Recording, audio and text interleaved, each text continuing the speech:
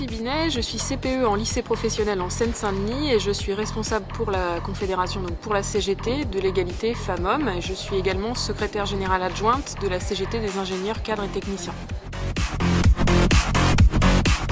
Aujourd'hui, on est toujours à 27% d'écart salarial entre les femmes et les hommes.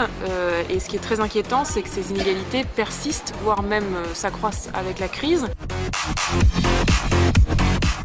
Selon nous, il y a 4 causes sur lesquelles il faut agir. La première, c'est bien sûr la question des temps partiels.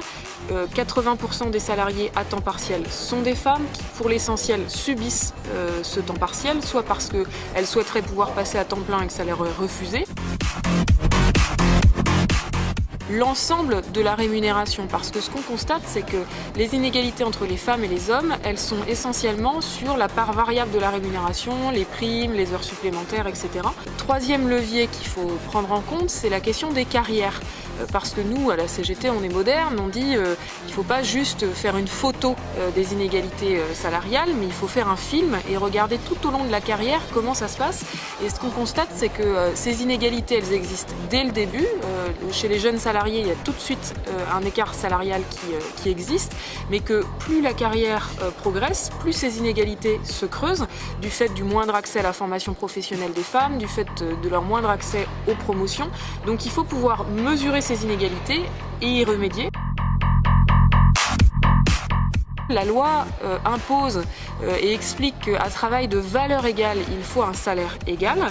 Donc il faut aussi comparer des métiers différents mais d'une valeur égale, c'est-à-dire des métiers qui exigent un même niveau de qualification, une même pénibilité. Aujourd'hui, le monde du travail n'est pas mixte, il y a seulement 20% des emplois qui sont mixtes et que les métiers à prédominance féminine, donc les métiers des secteurs tertiaires, administratifs, du soin, du relationnel, de l'éducatif, sont des métiers qui sont moins bien rémunérés, moins reconnus que les métiers à prédominance masculine.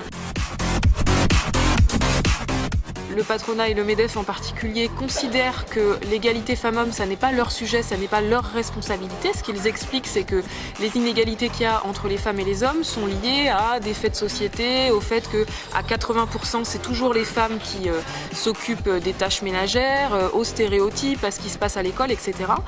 Nous, on n'est pas du tout d'accord là-dessus. Bien sûr qu'il y a des choses qui se jouent dans la société et sur lesquelles la CGT intervient et agit également, mais l'entreprise a aussi sa part de responsabilité. D'abord parce qu'elle reproduit un certain nombre de stéréotypes. Je parlais tout à l'heure de la dévalorisation des métiers à prédominance féminine. Ça, c'est des stéréotypes qui sont reproduits par l'entreprise. Et ensuite parce que en payant moins les femmes que les hommes, l'entreprise est aussi un levier d'inégalité à la maison. Je prendrais comme exemple le congé parental. Aujourd'hui, à plus de 80%, le congé parental est pris par les femmes et pas par les hommes. Sauf que on sait très bien que dans 2/3 des cas, dans un couple, c'est toujours l'homme qui gagne plus que la femme.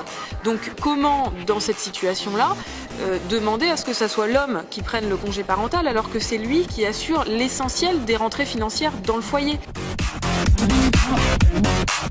C'est important de se souvenir ce qu'a été l'histoire du 8 mars et ce qui est encore le sens du 8 mars.